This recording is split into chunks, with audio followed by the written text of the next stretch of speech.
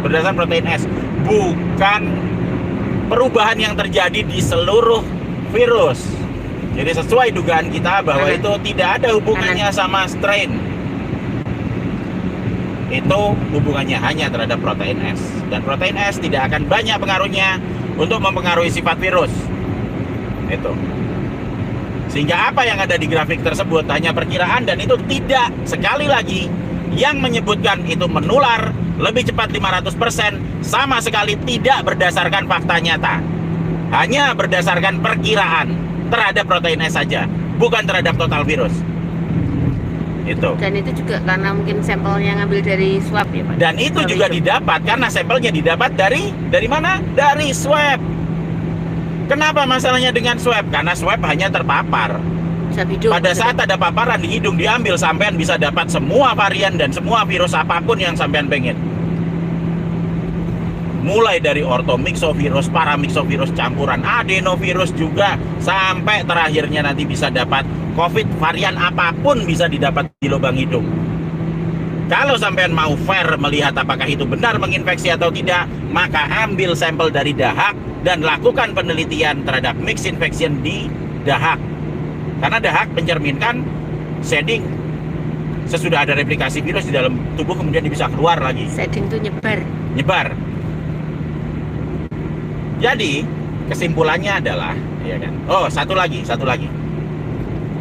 Karena ada yang bilang kita sudah tahu sekarang mengenai perubahan, kita tahu dia cuma berubah di protein S, kita tahu 500% hanya perkiraan, bukan kejadian nyata, bukan fakta. Dan sekarang kita akan berbicara mengenai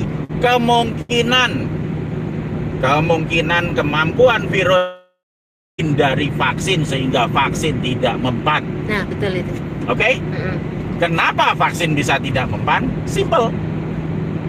Karena Afrika Selatan, South Africa, dan juga Amerika, dan juga Inggris tidak pernah memakai vaksin virus utuh. Mereka hanya memakai vaksin dari protein S yang ada di RBD tepatnya. Jadi sekarang mungkin saya harus mulai mengurangi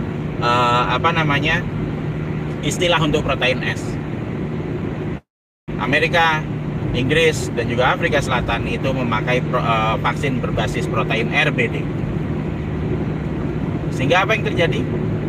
Yang terjadi adalah mereka pakai vaksin berbasis protein RBD sintetis yang didapat dari varian awal. Varian awalnya apa? Wuhan. Pada saat terjadi 30 mutasi di situ yang membuat protein S-nya saja mengalami banyak perubahan, yang terjadi apa? Yang terjadi vaksin berbasis protein S doang tidak akan mampu memproteksi jika ada infeksi dari virus yang sudah berubah S-nya. Apalagi 30 kali seperti Omicron. Jadi apakah vaksinnya gagal? Bisa apa? Escape from. Apakah virusnya bisa escape dari vaksin? Bener. Karena vaksinnya pakai vaksin protein RBDS saja. Kalau dia pakai vaksin berdasarkan virus utuh, masih ada 98% kesamaan virus. Ingat tadi Wuhan, strain tadi yang sama yang dari Wuhan tadi, yang akan bisa menetralkan varian apapun yang menyerang. Oke? Jadi kita semua sudah jelas mengenai Omicron sekarang. Jadi yang pertama bahwa perubahan apapun yang terjadi, sebanyak 30 perubahan itu hanya terjadi di protein S dan di bagian RBD saja. Kedua, virus ini belum tentu ganas. Long strain-nya masih tetap sama, masih COVID juga dengan 97-98% kesembuhan. Karena dia tidak mengalami perubahan di protein M, E, dan N. Oke? Terus yang ketiga, yang ketiga, bahwa asumsi ini masih asumsi, menyebar lebih cepat 500% itu. Menyebar lebih cepat 50% itu adalah 500%. Perkiraan dari model, perkiraan juga kemungkinan nyebarnya lebih cepat. Yang namanya perkiraan dan kemungkinan itu sama seperti prediksi, dan itu bukan dari fakta nyata, masih kemungkinan. Dan itu pun hanya dilihat dari sifat protein RBD saja dan bukan sifat keseluruhan virus. Dan yang paling terakhir, kemungkinan untuk escape from escape vaksin. supaya virusnya nanti bisa menghindari vaksin, ya iya. Kalau sampean pakai vaksin protein RBD ya jelas escape. Makanya jangan pakai itu. Pakai yang virus utuh atau malah infeksi alami sekalian.